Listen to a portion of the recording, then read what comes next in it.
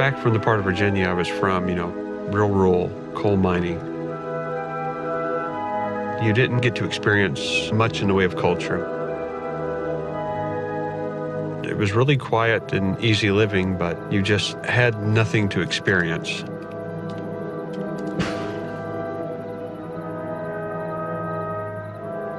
When something like the internet came along, it really changed things and opened things up a lot.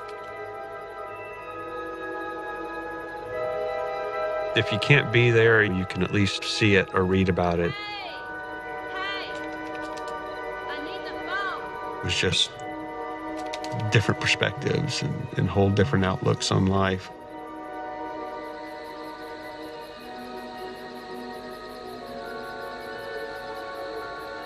Over several years of talking to people online, there was some of them that actually helped me out, told me, why don't you move out this way? There'll be more opportunities for you.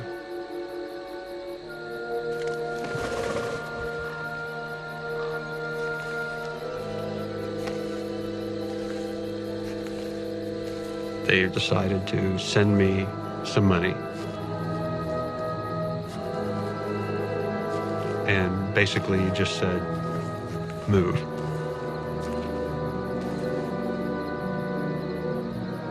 I was elated and at the same time terrified.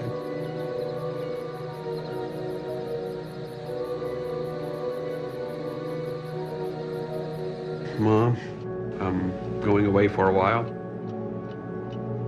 I'm going to be going to Washington. I could see that it bothered her that I would be moving so far away. But at the same time, she was really supportive.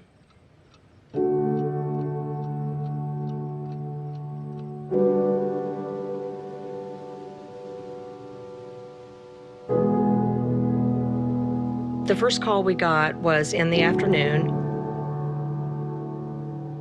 I remember it clearly.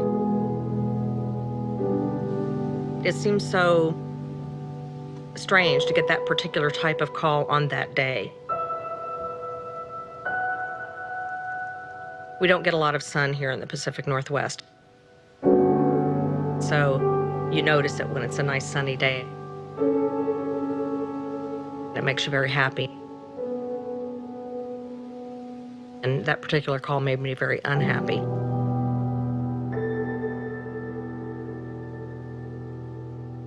So at some point I said, is this a bestiality case? Is that what you're trying to tell me?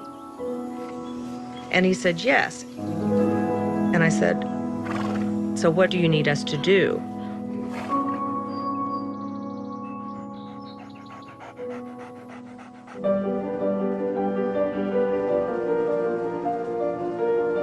Before I even had the concept of being zoo, I had a feeling that a traditional family life was something that I would never do.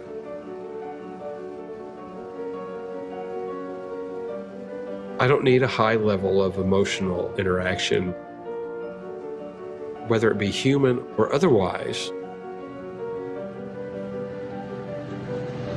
I function fine, I think.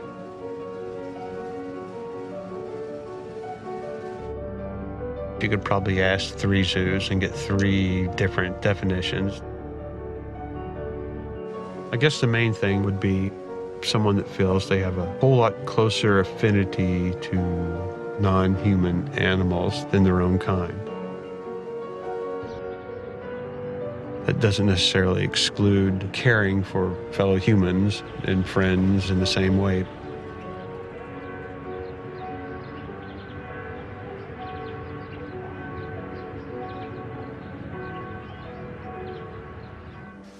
We talked to quite a few people all over the world via the internet. Unfortunately, most of the people that were part of our little group were white, but we did have quite a few other friends who were black. There was a Hispanic that came out to visit once, actually a couple of times.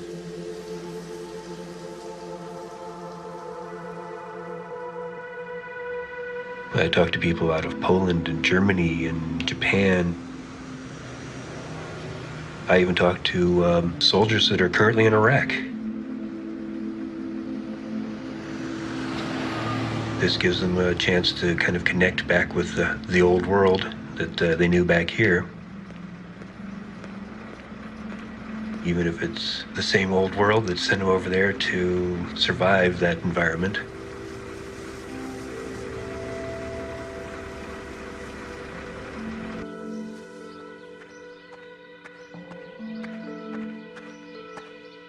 I worked for the same guy since I was 23. He's a member of the National Horse Association.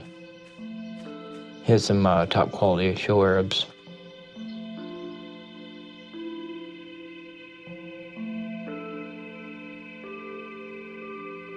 I did the maintenance. I got paid good. Clean stalls. His tractor break down or manure spreader break down or something like that.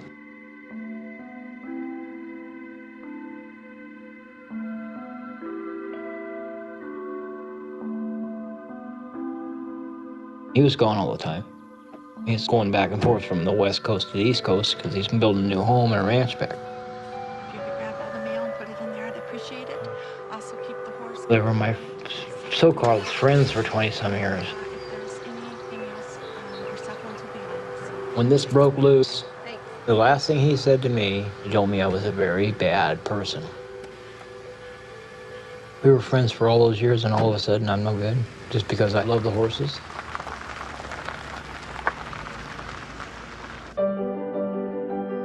On the bus, I'd spent a lot of time in thought. Why am I this way? There has to be a purpose. That part I don't know yet.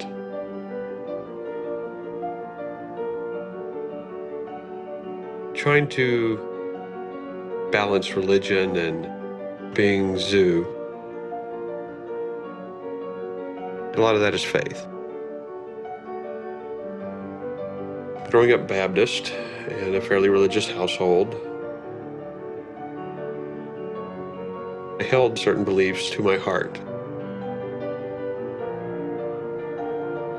God doesn't hate anyone. You treat your fellow man right. You don't hurt other people. For the most part, you'll be okay.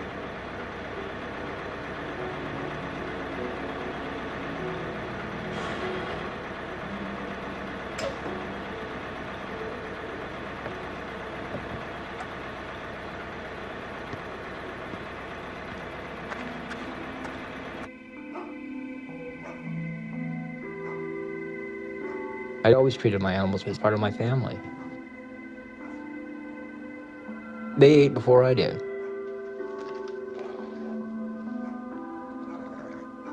Look at the videos that they took of the horses. They look neglected? No.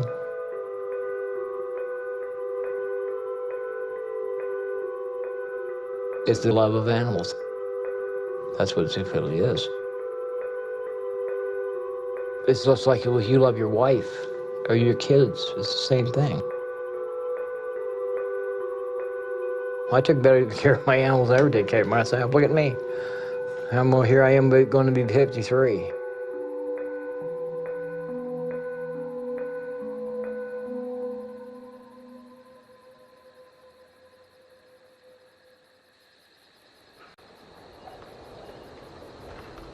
When I had a bout with cancer and felt really, really badly, there were many nights that I went down and spent with my horse.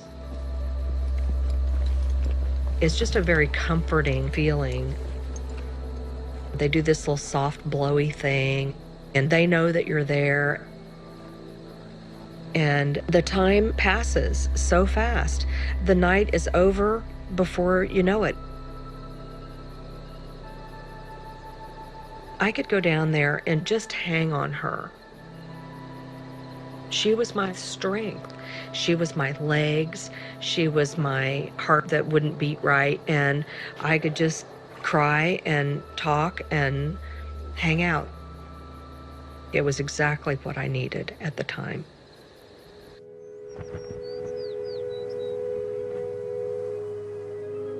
See, I grew up in the city.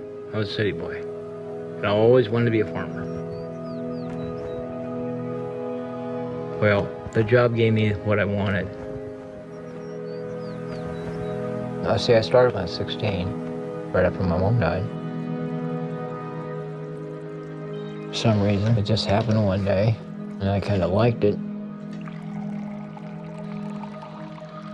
I didn't even know it was zoophilia until I got on the internet. I've been on the internet since 2002. It's the first time, ever. I had AOL to start with.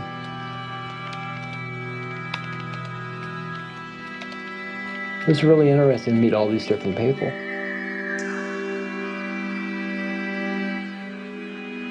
And to this day, they're still friends of mine. There was never any money to change hands. What's up, fellas? How's it going? All right, how you guys doing? There was people offered me money. I'm just going into the country for a while. Just go to Pioneer Square. It's gonna be crazy, man. Oh, maybe next time, right? Say. I wouldn't accept money from anybody because then it's prostitution. That's against the law.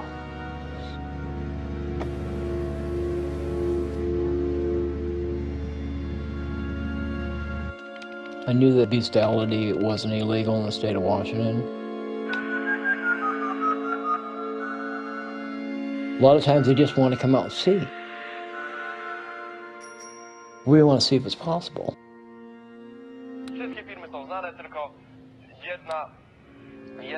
Maybe I just want to grab a horse by his nuts and then feel his balls, how they feel. They're warm.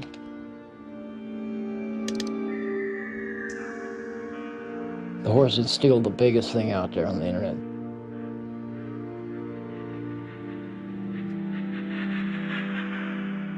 I didn't invite him to my home, and I treat him like any other person that was in my house. I did summertime barbecues, Thanksgiving. I did Christmas dinners. One year we did a turkey and a ham.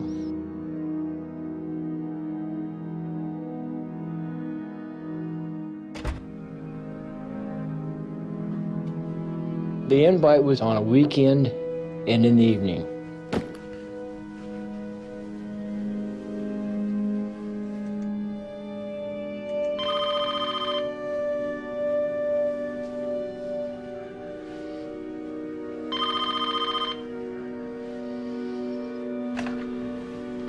Hello? Hey, we're here. Well, how was your flight? The flight was long, but we're fine. Right now we're getting... A Friday night we'd meet, and if I felt like it was okay for you to come out, I'd let you follow me home.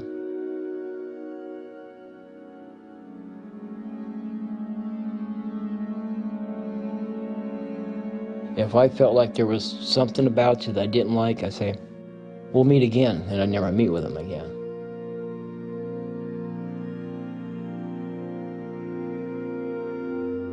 We don't do this right off the bat.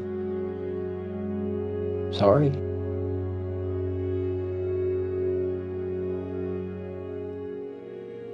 When I met Mr. Hands, we did talk on the phone a little bit. And that's when he lived in Seattle.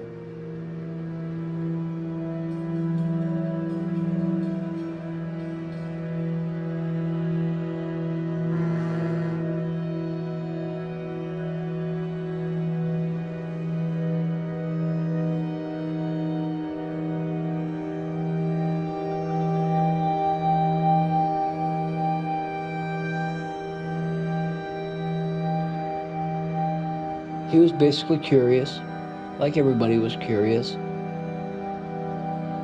And he had a good personality, so I invited him out.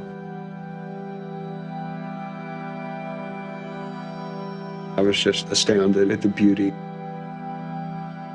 You have that wildness, but then you have civilization too. They just kind of mesh together.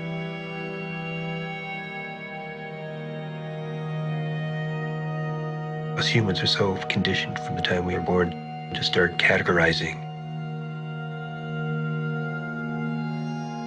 And even if they're unconscious, or even subconscious, we start categorizing. Animals just not going to do that. We'll be landing in Seattle in just under You're either a good person or a bad person. The biggest of all munitions companies, Lockheed Martin Corporation, playing an important behind-the-scenes role in developing support for Bush's war with Iraq. Yes, they did.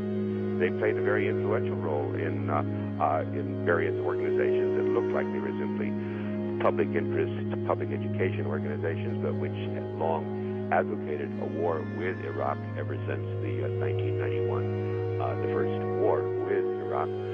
It's been to their, that is, war is the business.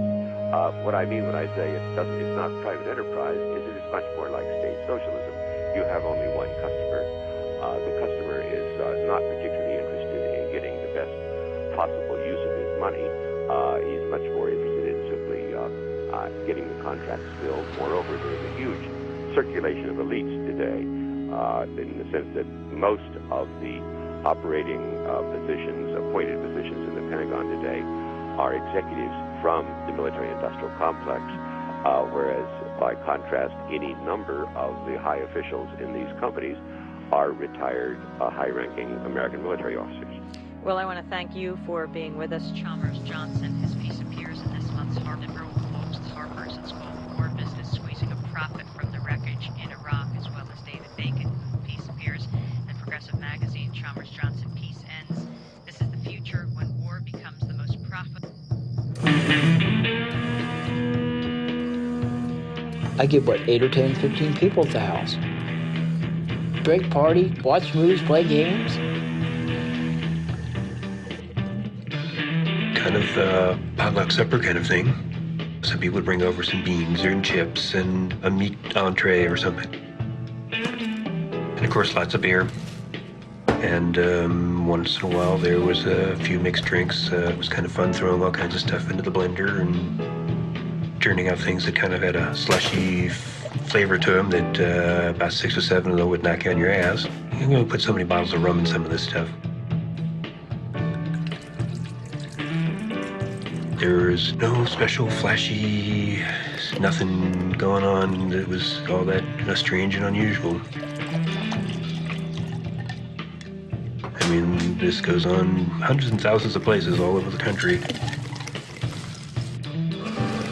Age was never really all that important, as long as you were old enough to drink. You weren't senile and could talk coherently. Conversation would always ensue. Do you wear boxers or a thong? Yeah. It was pretty much a classless society of our own little small world. No one had any kind of different statuses and who was this and who was that. There was no alphas and omegas and betas in it running around anywhere. Being able to get away, just let everything hang.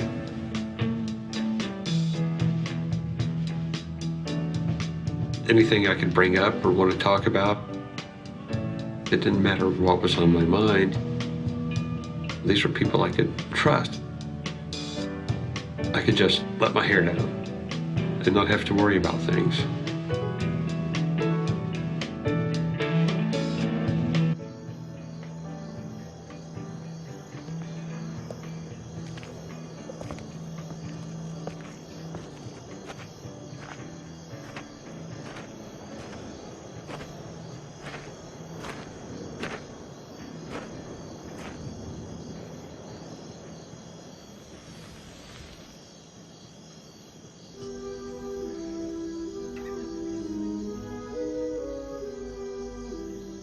There was things in him that if you really didn't want people to know, he wouldn't tell you. He wouldn't tell you the truth.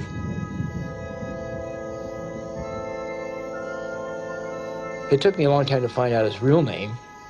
And it was about a year before I knew Mr. Hans' real name.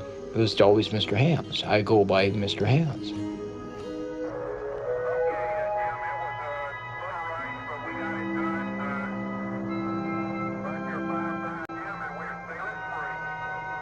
The flag and stuff that they put on the moon, that it looks like it's waving in the breeze.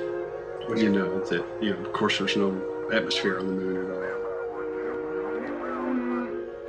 People would come out, we'd walk out into the barn, and I'd show them my horses, and I'd show them my bulls, and they'd ask me different questions about them. I'd tell them what this was and what that was. How come his legs up like that? It's because he's resting. It wasn't the fanciest place in the world. It had cows in it, so there was crap all over the floors, there was horse shit all over the floors. The horses would come in and out, and the bulls would come in and out. It was just like, hey, let's go out to the barn and pester the animals. Well, there they are, go ahead. Just be careful, because if you stand too long in one place, it's gonna happen.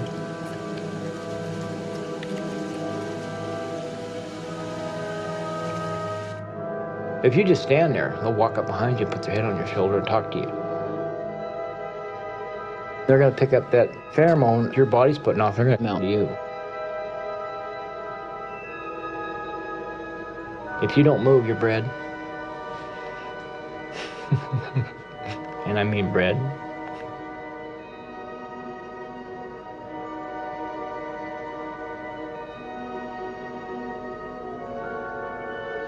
There was times that people come over expecting it, and no, it never happened.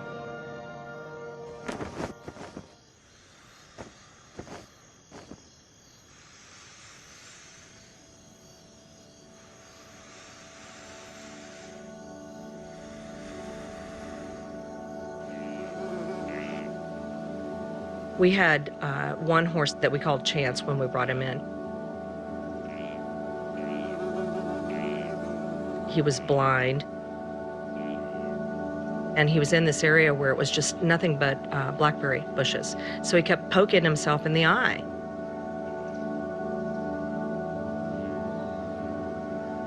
We ultimately had to remove both of his eyes because he had re-injured himself so many times trying to forage for food.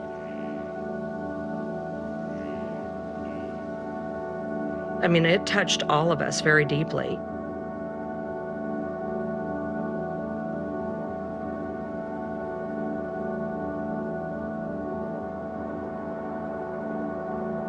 When we took that horse to the veterinary hospital, we were advised to put him down.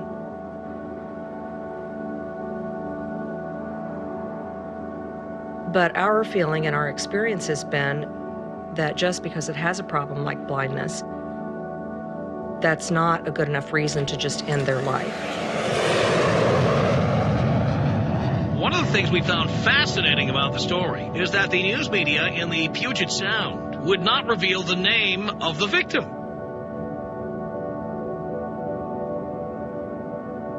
We believe we have the name of that man. We talked to somebody who worked with this guy. We talked to someone who got a memo at work about the death of this guy. We talked to people who told us that federal employees were coming in saying this name is never, ever, ever to be given out. My name is Pam Roach, and I'm the state senator that covers the area of Enumclaw and all the lovely area on the Enumclaw Plateau. It's a beautiful area, as you can see. There are a lot of farms, a lot of people that love to have animals on these farms, and a great place to raise children.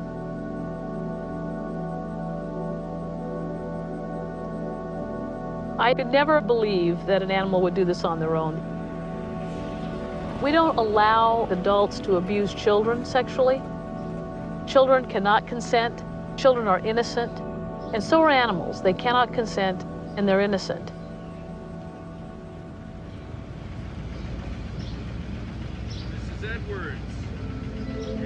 those horses? It was a nice little town. It's not the big city. You don't have to deal with the hustle, the bustle, and the crime rate. Mostly you see in the paper, somebody's trash can gets knocked over, or the drunk next door neighbor comes over and pissing on their tires. It was not a town that had a whole lot going on in it. It was quiet. There was a couple Chinese food restaurants. There was a Mexican food restaurant we go to quite a bit.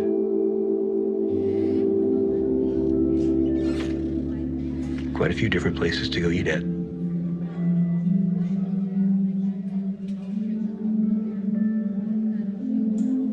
You know, we're not isolated out there. We like the rural setting, but you're not, you know, dropped in the middle of nowhere.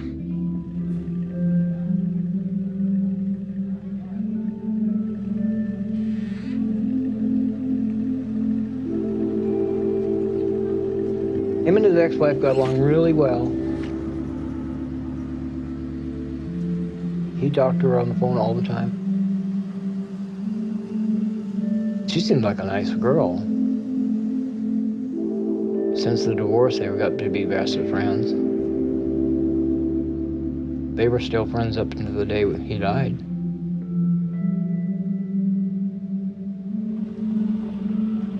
The type of work he did was basically top secret.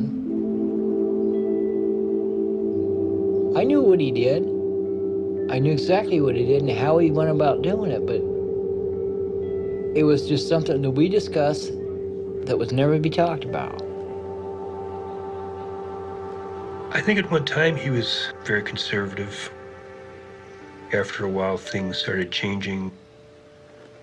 Things started opening up in front of him. He was going, you know, this really doesn't seem right to me. Something about this just is kind of wrong.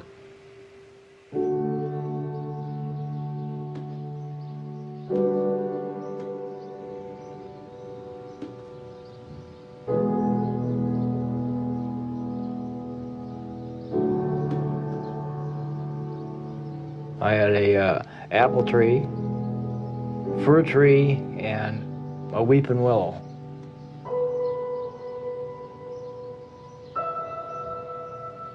And otherwise it was all open pasture, all open field.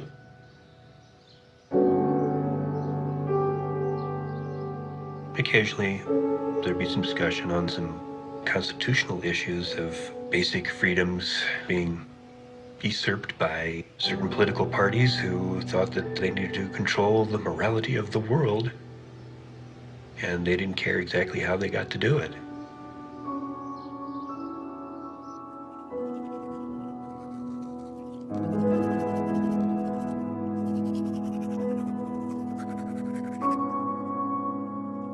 When it come to work, he was all business. When he come out to the farm, he was a completely different person. He'd be relaxed. He was comfortable.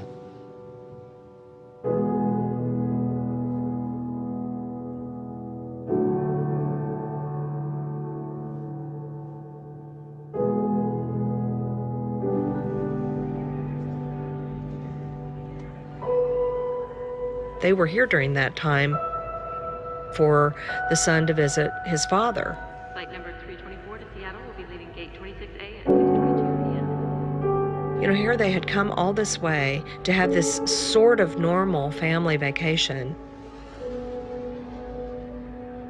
About halfway through their vacation, the death happened.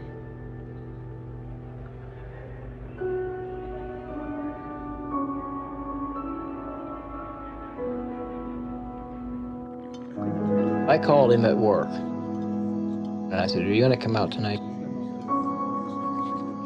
He goes, "No, but I'll be up next weekend." I said, "Oh no, you gotta come out tonight. There's somebody that wants to meet you." And we argued a little bit over the phone, and I finally got him to come out. Well, that was my downfall.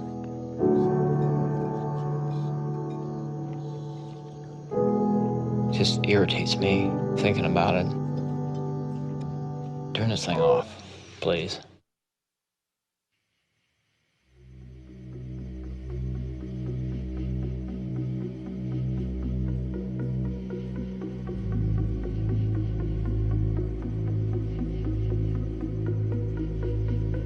You're connecting with another intelligent being who is very happy to participate, be involved.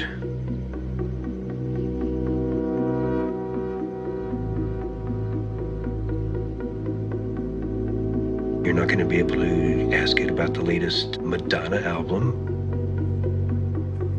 It has no idea what Tolstoy is or Keats.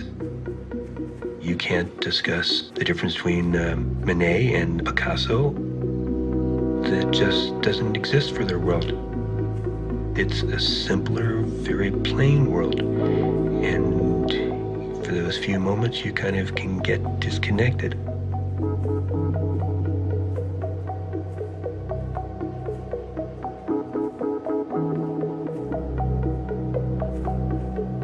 It's a very intense, wonderful kind of feeling. I don't think anything really can kind of compare to it. There's no pain.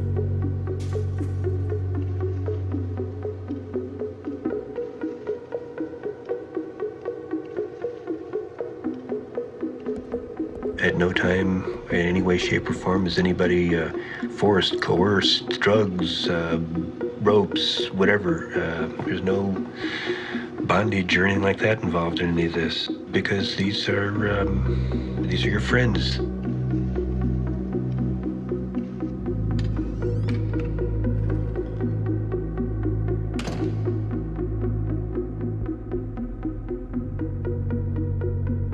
I had submitted a query regarding another role, which I didn't get, and after that I forgot all about it, and then about 2 months later I received an email letting me know that the director had saved my pictures that I had submitted and was interested in meeting with me for the role of cop number 1 for a movie, and that's all I knew.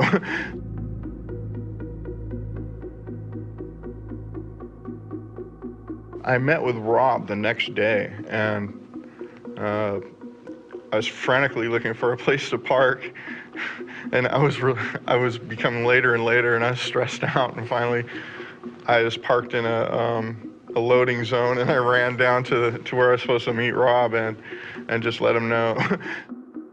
And he said, well, just go back to your car and I'll meet you over there. So I went over there and stood by my car, and we started chatting about the movie. And at that time, he told me what the movie was about, and you know, it didn't faze me, because I've seen the best of humanity, and I've also seen the darkest parts of humanity. The summer prior to this incident, I was in a softball tournament in Enumclaw, and I had a guy on the opposing team injured himself in the outfield, and I actually helped him onto the stretcher that took him to the very same hospital where this man died. And, you know, that hits kind of close to home. The cold, harsh, brutal reality is a man bled to death, okay? And as I researched my role and revisited some articles that I had read a year prior, but also some new information, you know, I thought about what was going through this man's mind as he was bleeding to death. And how did he find himself in this place at this time? And,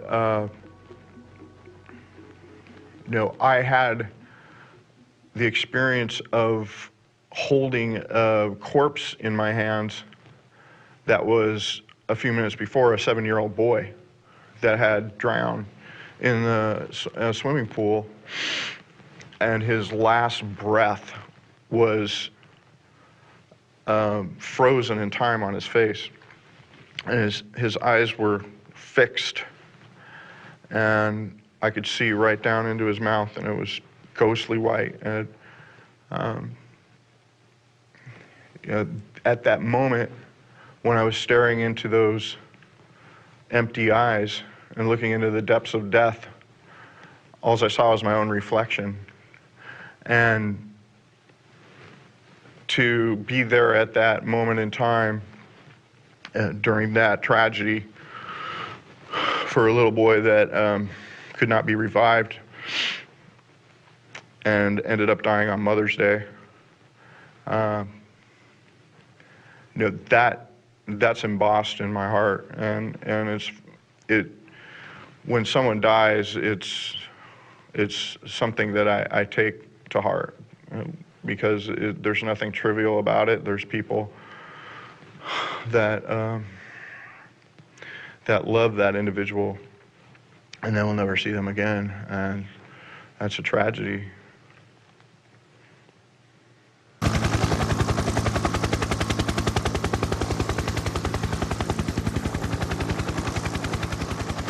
We knew it was going to happen, but we didn't know when.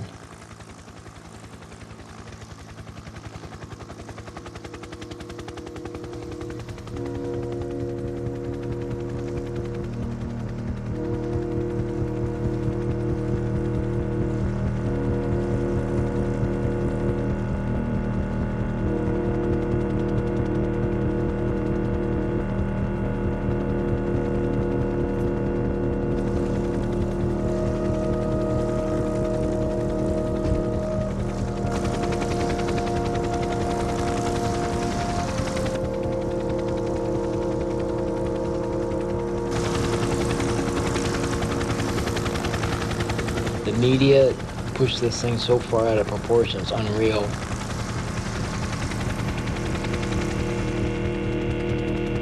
How many places do you know of that actually gets CNN News to come down and fly a helicopter over the property just so they can have some footage for an accidental death?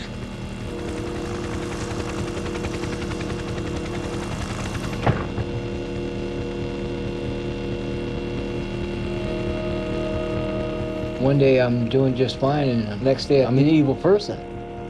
There's nothing evil about me. I wasn't breaking the law.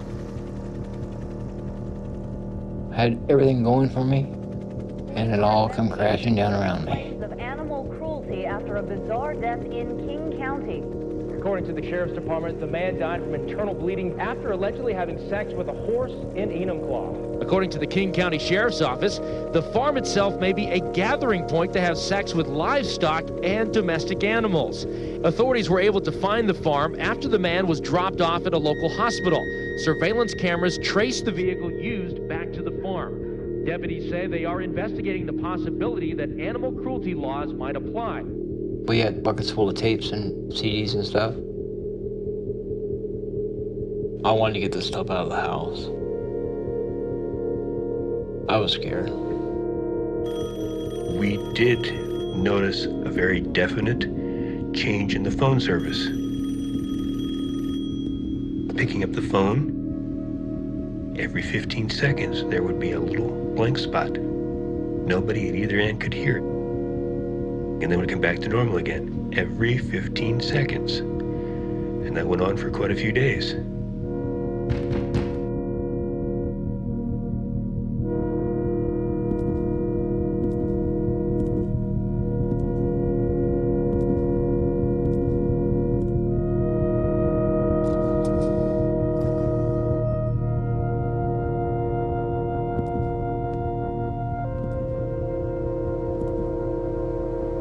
We were actually getting tracts, religious tracts. People who were trying to save our souls.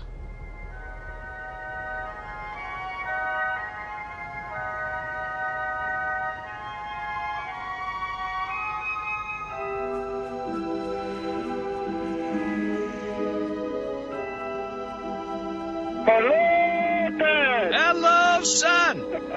Hey, Dad, you know what?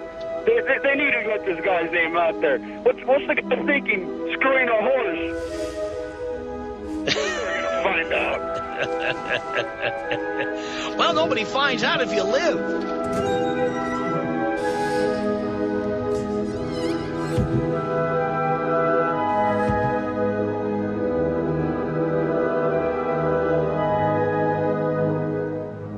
To the remaining items in our news digest today, people who have this from Olympia, Washington, people who have sex with animals should face felony convictions for animal cruelty, says a Republican senator pushing for a ban on bestiality. These animals don't have the cognitive ability to consent, and that is the case, then we have to be protecting them, said Pam Roach. Really now, I hate to express my naivete about these kinds of things, but, well, no, I don't. Actually, I'm very proud to be naive about these kinds of things. But how do they know the horse didn't consent? How in the world can this happen without consent? We're talking about a human being and a horse. If the horse didn't consent, then none of this would have happened.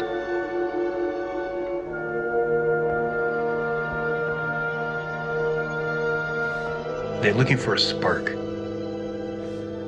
to get a shitstorm started. And this provided that spark.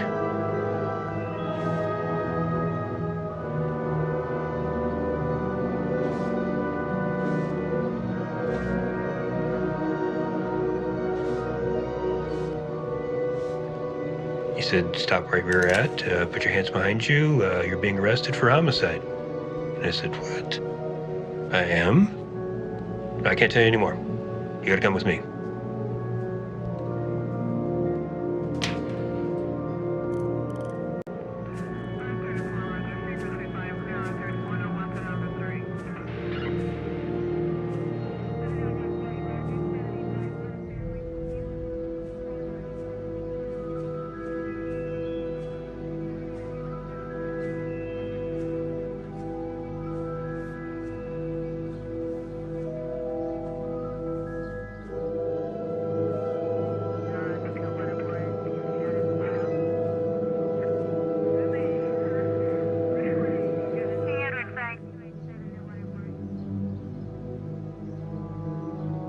I had it loaded. I had it in my mouth. I was gonna blow the top of my head off. That's how I felt. 50 caliber rifle, black powder. You can imagine what that would have done to me.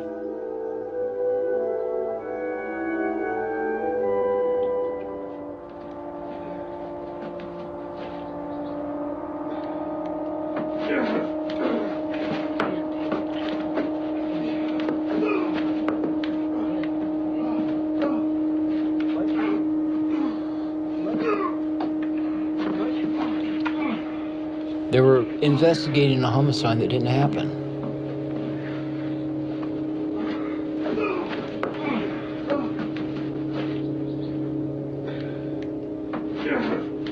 They assumed it was the horse that killed Mr. Helms.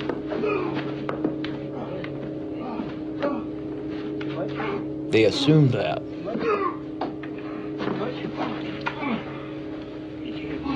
It doesn't show anything. All it shows is a horse doing something.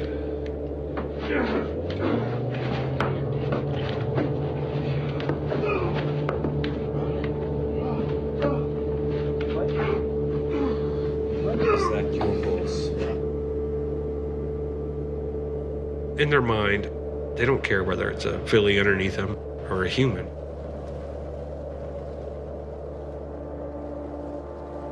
You've got something like a male animal. Pretty much our purpose on this earth is to procreate. I don't mean to sound detrimental to males, but we're here to pass the seed along that keeps generations going. So there's always that drive.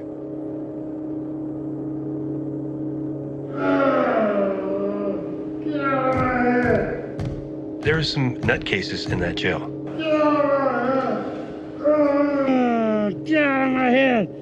Get out of You're dealing with some very strange mentality. Then they have one guy over there that just thinks it's kind of fun to going around instigating fights. I got a couple friends, we're gonna blow a hole in the wall. Jesus, this is nuts. I'm stuck with all these guys in here. Finally, they took me upstairs and said, okay, this is this and this and this and this. And we already know about that, and this and this and this. Sign here. No. What you've been hearing is not exactly true.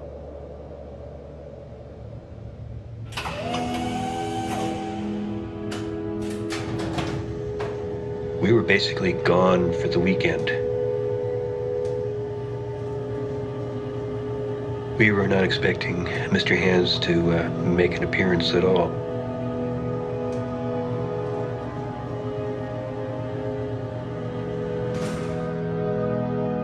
Every time he came out to the house, it was always about the son. How he's coming along in school, his writing was getting better. This went on for hours. Oh yeah, he loved his boy. That was one of the things he was setting up the house for, is for her to come back and live with him, so he could be closer to his son.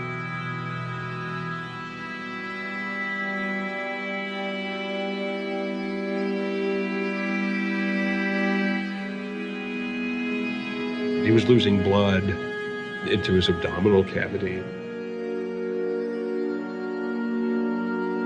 You can have an injury like that and be bleeding to death internally and not really feel it. I don't know if he really understood that what had happened was something that was killing him.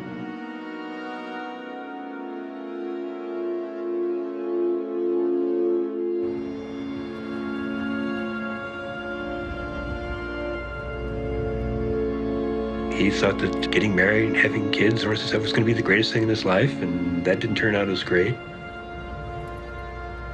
Some of the different relationships he's had, just close friends. Others that went further than that. Some of those didn't turn out so good, so in a way, coming to the ranch was, I don't have to impress anybody. I don't have to really deal with relationships. His family had commented to me that they were shocked when he called and said, I bought a horse. They didn't want to go onto the property because they didn't want to have anything to do with people that were involved. But from an estate point of view, they had these animals that had to be dealt with. The sheriff gave me 7 days to get out.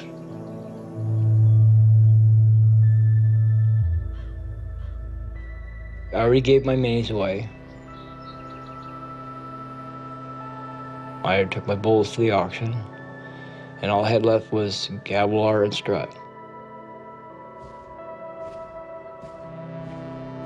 The brother, the father, and I all met in the station, and the police led us out to the property. We pulled up into the yard, and the police chief drove on. And that's when I really realized that he wasn't going to come in with us.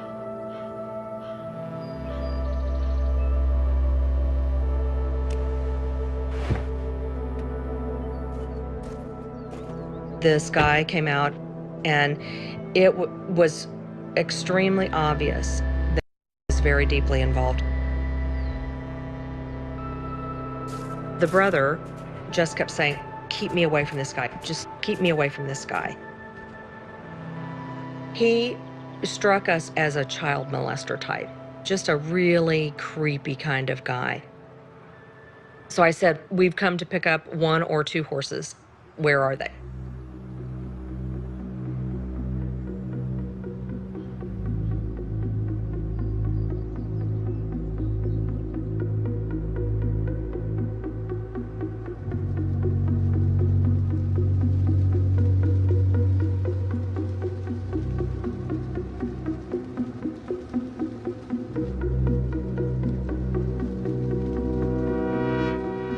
At the time, I thought, I can't think through this right now. So I just turned on my internal camera, my head cam. What does that look like? And what's this barn look like? And what's this area look like?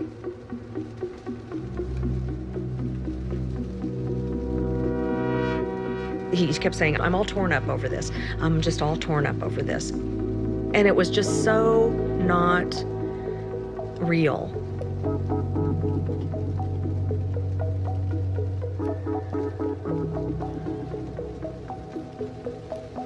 And then he pointed to the ceiling, and there was a kind of a rope thing with a small noose looking thing at the end of this rope.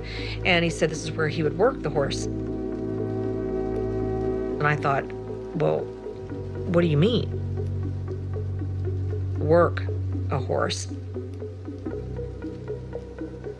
That rope is a training tool.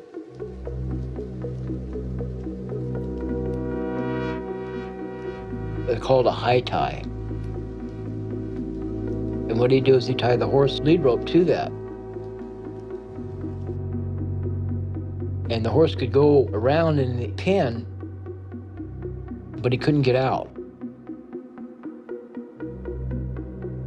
He was teaching himself how to ride. Stallions can be very dangerous. We didn't know what his interaction had been with humans. I just spoke quietly to him. I probably said things like, "Oh, you're a pretty boy. It's a beautiful day." Well, my impression of Jenny is that she doesn't know her ass from a hole in the ground when it comes to a horse. Period. She comes across as being a person that knows everything there is about horses, but to me, she doesn't know anything about them at all.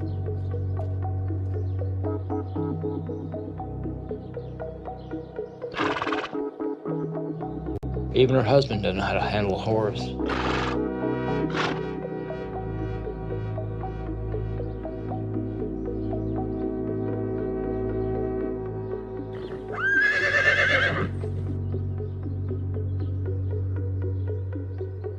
I didn't realize until we got there that he'd owned 2 horses. So I started asking questions about the other horse. What's the status of Strut? And he said, well, I own that horse. He gave that horse to me. And I said, well, show me your bill of sale. And he goes, well, I don't have that. And I said, well, you need a bill of sale. And then about that time, this guy shows up in a little truck. The person that bought Strut is a friend of mine. And I was a bill of sale and everything was there. I don't think if even if I didn't have the paperwork, I was gonna let her take that horse. But then a weird thing happened. This little mini came up and got up under and started giving the stallion a blowjob. It was the strangest thing I've ever seen, ever.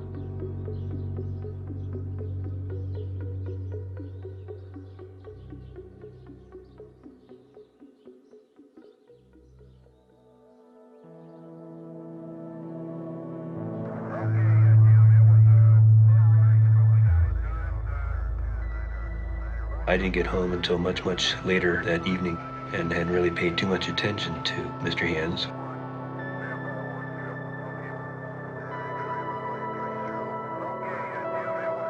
We did acknowledge each other's existence. I had to leave. My boss was out of town, and I was taking care of his horses at his place. It was around 10, 11 o'clock, and usually I feed them at 8 o'clock. I went over there, I'd been drinking. I was hungry, so I ate something. Well, that was my downfall. Because as soon as I eat, I just pass out.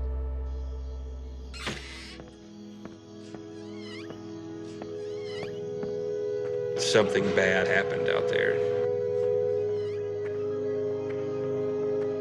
I don't think Mr. Hands knew this particular animal very much. And I don't think the gentleman that was with him was really attuned to that animal as well.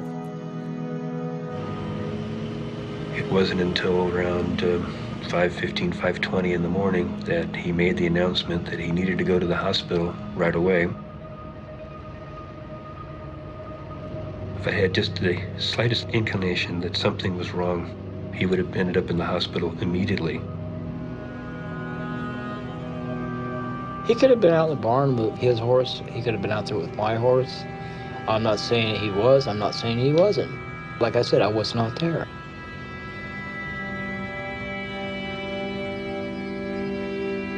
Please don't let this happen.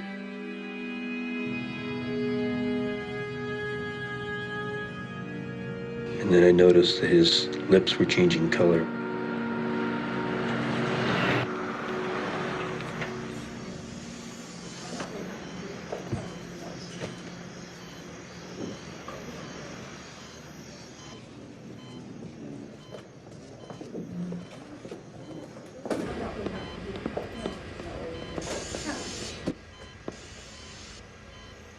Sir?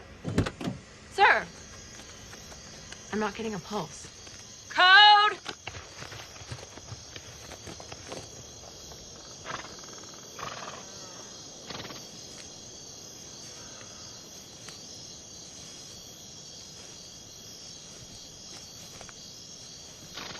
You need to go out in the pasture with a bunch of horses. They're going to come to you. They're going to see who you are. And see what they do to you. I can't think about it anymore. That's what you need to do. In the z direction multiplied by the exponent, the irrational number of the constant k. And that was good news! Multiplied by z minus the tangent.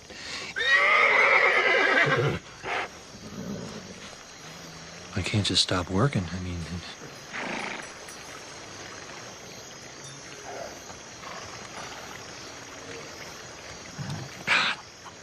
I can't do it. I cannot. The emitting beam is predicted to have elliptical Gaussian pattern diffracted.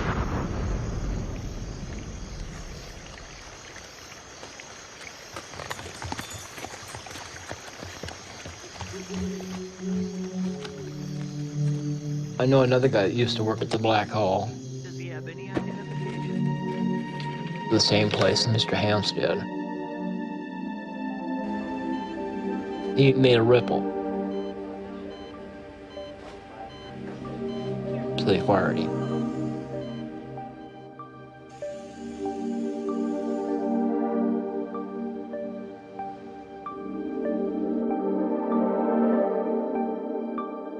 Mr. Hams was building antennas.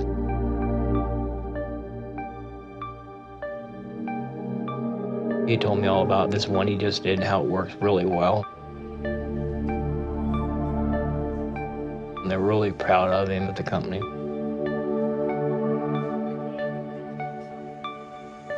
He was liking that. But I think what really he wanted to do was get away from that. He wanted to be a farmer. He wanted to be like me.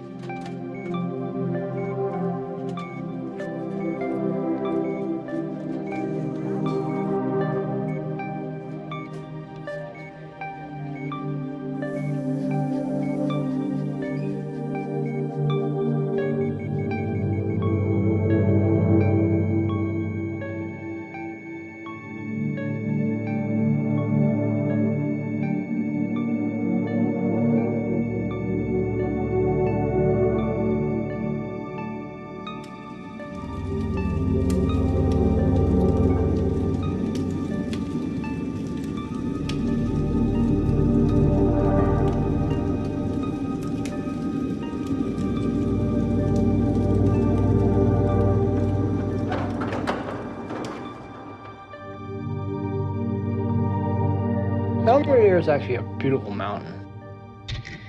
There's a picture of a deer head on the side. So the throat and the horns. Once I found it, I couldn't see Mount Rainier for years. All I could see was that deer head. It took me a long time to look around that deer head to see Mount Rainier again. I know he really loved his brother. I think that's why he kept talking about it and talking about it.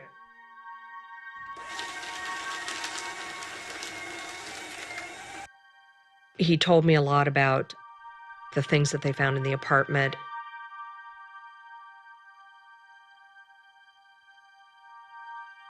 He was really mulling it over in his mind.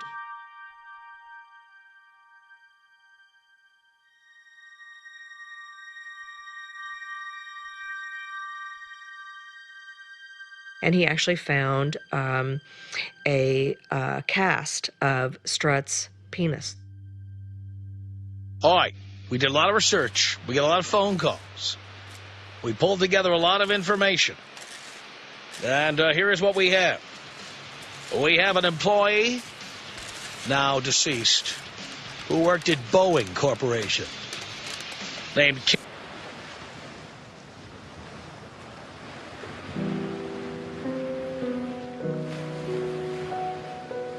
There was nothing that they could really screw us down with. We'll just basically defame you into oblivion. Your names will be posted all over the place.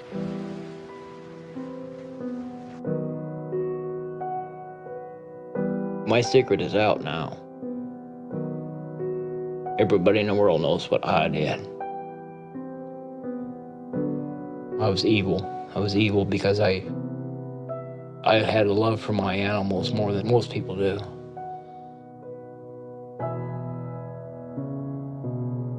Go away. We don't want anything to do with you. Just get out of our sight. I wanted just to walk away from it, leave the past in the past. Because I had it made. I had the job of a lifetime.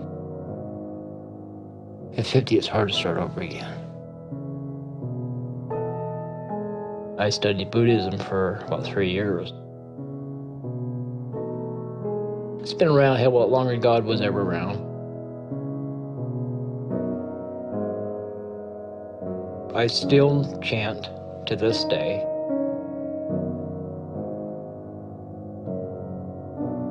So I got my beads out and my book out. You can wish it away, but you have to concentrate.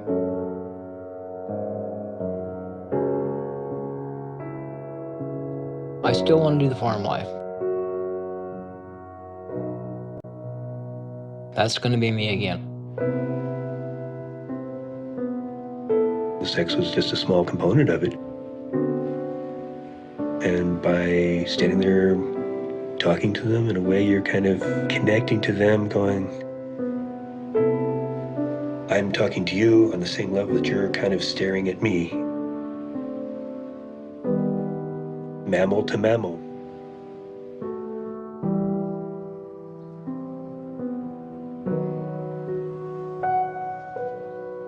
If I sat down and tried to talk to Mr. Hand's family, I'd find that rather difficult to do.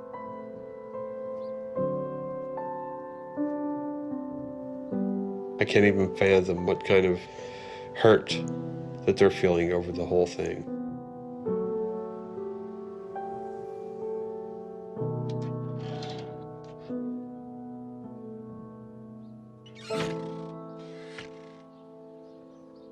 I do miss him.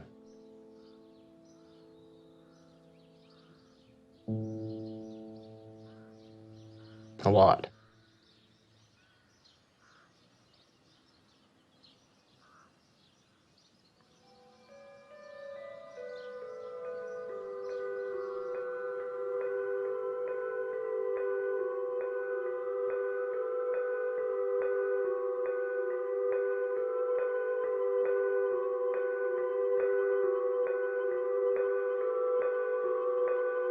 We didn't want anybody showing up here who was part of that circle, who would want to adopt him.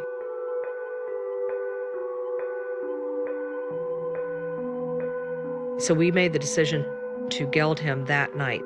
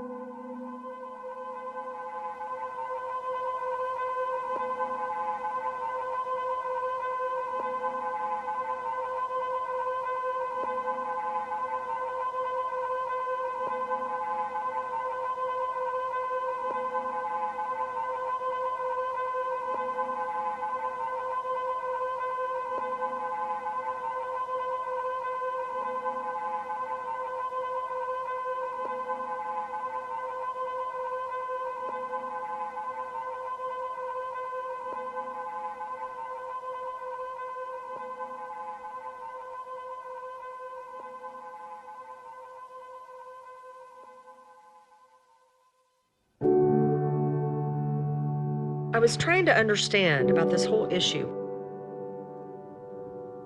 So I started doing some research. In some of the things I read, I came across the term zoophilia. And I started kind of exploring that and doing a little bit more research about it. And it was really interesting to me. It was just interesting to me to learn that there are people who really have a love relationship for an animal not of their species. These people were talking about the extreme and loving care that they give their animal partner.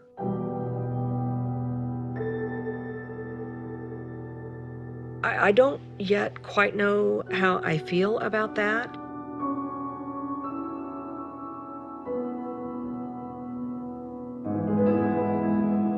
But I'm right at the edge of being able to understand it.